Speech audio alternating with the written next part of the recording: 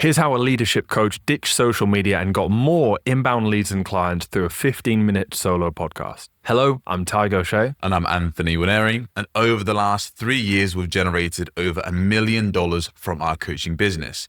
We help online coaches build authentic personal brands through 15-minute solo podcasts that allows them to attract dream clients into their business without posting on social media. So in this episode, you'll discover the simple pivot that took David, a leadership coach, from flatlining on social media to getting inbound leads regularly with a podcast. What changed when David stopped trying to be visible to doom scrollers on social media and focused on being found by prospects looking for his solution. And finally, why 2 years of consistent content creation still left David with a completely flat pipeline and what actually fixed it. So Anthony, who is David? David is one of our coaching clients that we worked with 2024, so 2 years ago now. Yep. And he was a client that we started working with in a spot where he had been posting on social media, been relying on referrals, and he had also had a podcast at the same time. And I think his podcast, he was doing it for around It was 2 years, I believe he was podcasting for. Yeah, about that.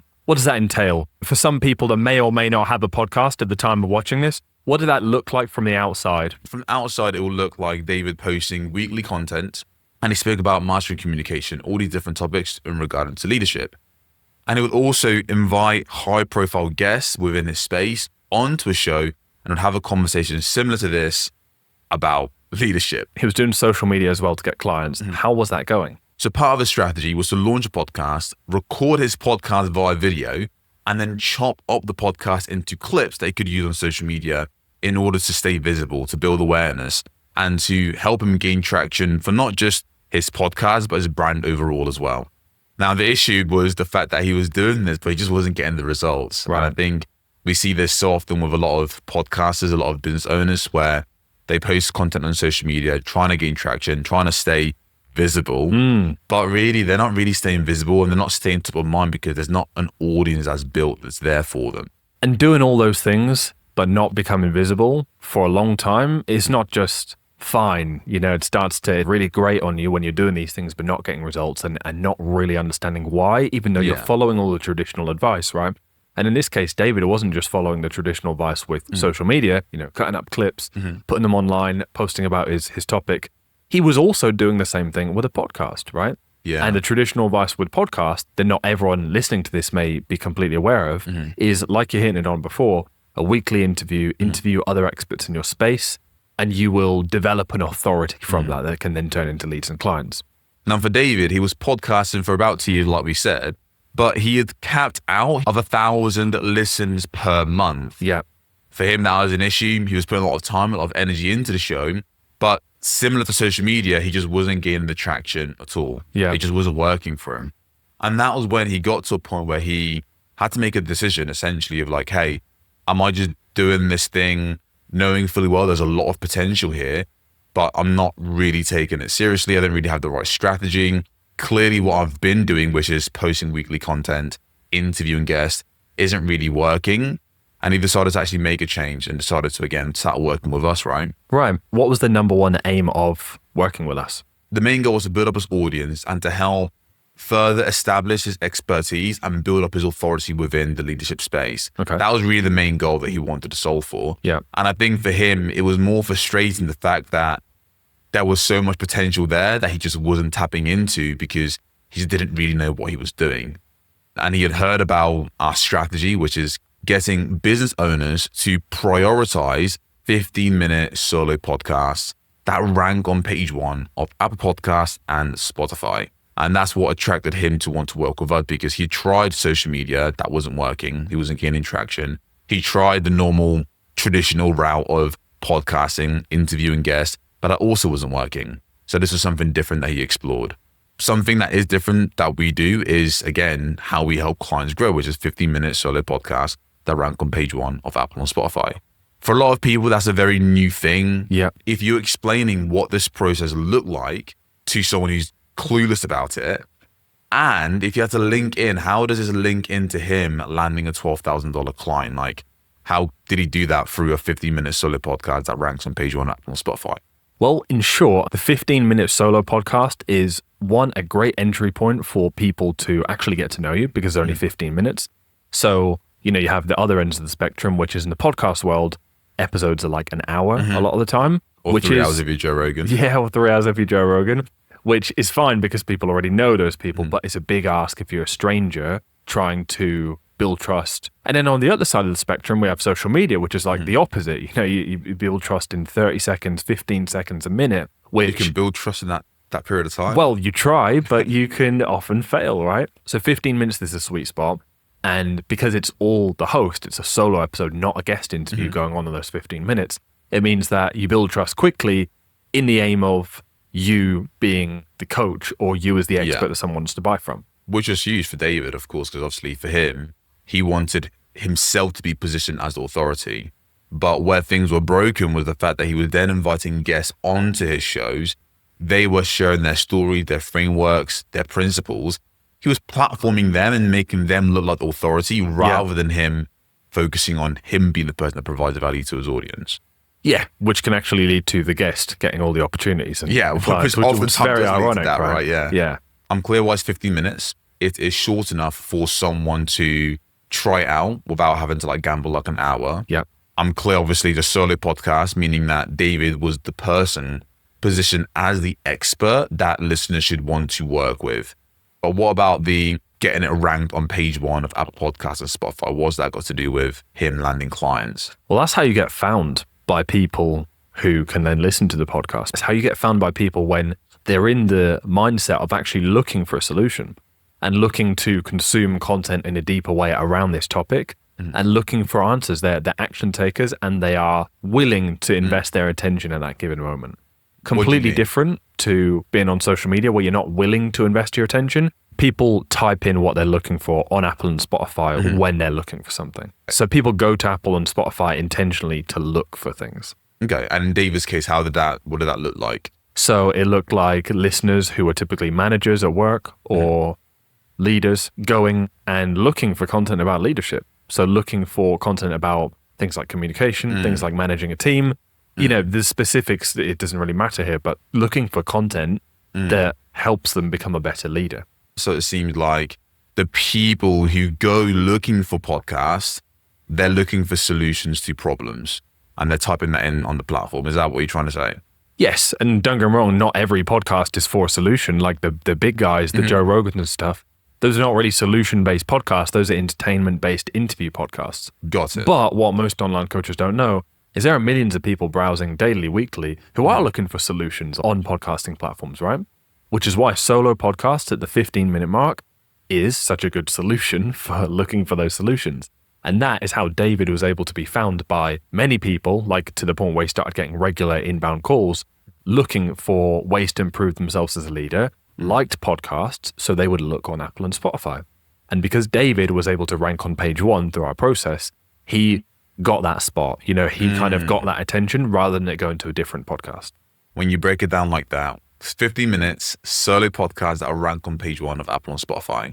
Now, let's say, for example, someone's hearing this, they like it, they get the idea, they understand how this works on a high level. What were the more specific steps that we took David through that actually allowed him to get on page 1 of Apple and Spotify, be found by the right prospect, and land that 12K client? And how we helped David really become an authority in this space was by getting a show ranked on page 1 of Apple Podcasts and Spotify for specific keywords. Now, Apple and Spotify, of course, as we both know, is the main platform that new listeners go to find new shows to listen to. And they go on these platforms, open up their app, and then they just type in certain solutions. In David's case, they will type in stuff like master communication. When someone types in master communication, David's ranked on page 1. They find him, they click, they listen, they become a client. Amazing. But how do we actually get him ranked on page 1 for Apple Podcasts and Spotify for that keyword? Well, first we have to know what we want to rank for. Master communication wouldn't necessarily be everyone's first guess at what people are typing, but it is, and we know that because we look at the data. And because clients come in and they either don't know about podcast SEO or have heard of it but don't really know how it works, and we know that it's nothing like Google SEO or blogs, or it's basically a pretty niche tactic, right? So because we're working very collaboratively, we get to know their audience. That allows us to then go and combine that with our expertise and find them these keywords, these search terms.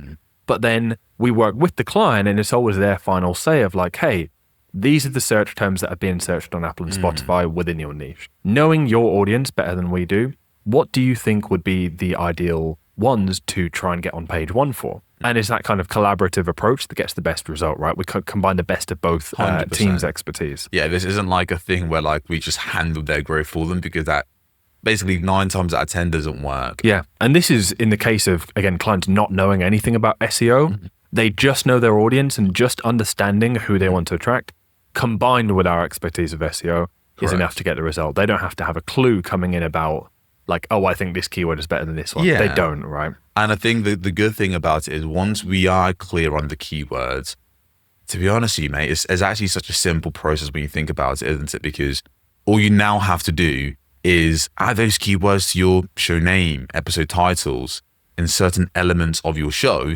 that what they call indexing, which is a fancy way of just saying like, it gives Apple and Spotify the data they need to know which keywords to rank your show for. So now when someone does type in master communication, because we've indexed, added the keyword in the right places on your podcast, it means you're being shown to those right people. Why does that not work the same if you try that on YouTube or on social media as it does on Apple and Spotify? It works on YouTube. Like if you typed in communication skills, there's going to be a bunch of videos that show up, which is fine. But the difference with YouTube versus podcast is there's way less competition. On YouTube, there's over 120 million creators actively posting.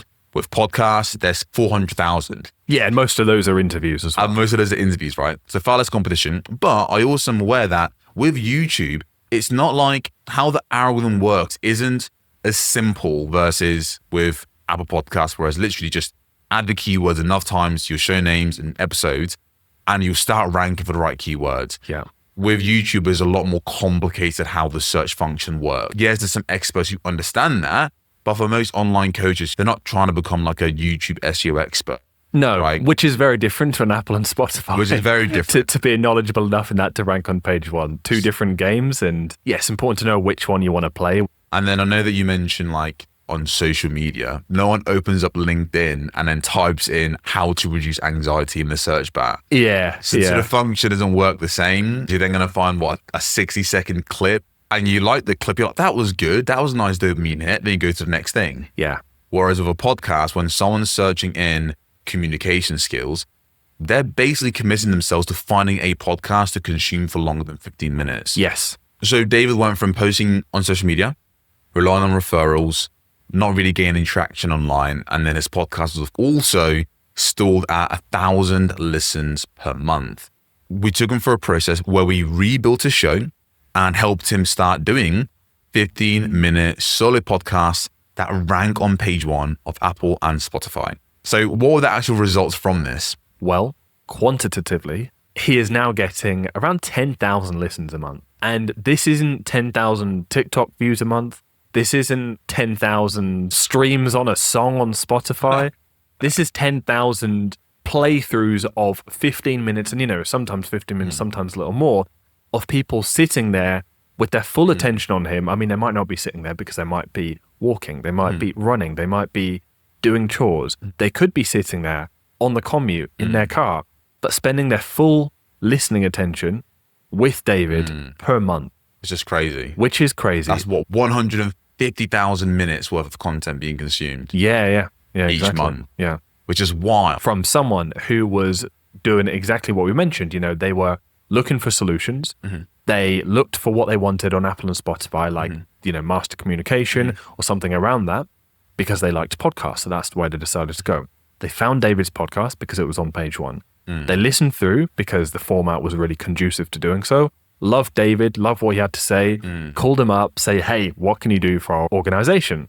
And that resulted in a $12,000 deal. So now moving on to the qualitative side, he now says that he gets regular inbound leads, people calling him up, inquiring about working with him from hearing him on his podcast, which is interesting considering that he already had the podcast for 2 years before working with us. It's not just having a podcast that gets you this level of authority and a personal brand that can make this money by default. It's having one that's structured in the right way. So look, if you're an online coach who wants to build an authentic personal brand and you've been trying to post on social media, but you're not getting tractions, you're not getting the views, and you're not getting the leads and clients you want from that, and you're essentially trying to force yourself to play a game you quite frankly, openly and secretly hate. Sounds contradicting, but you get the general gist. You don't really want to play that game.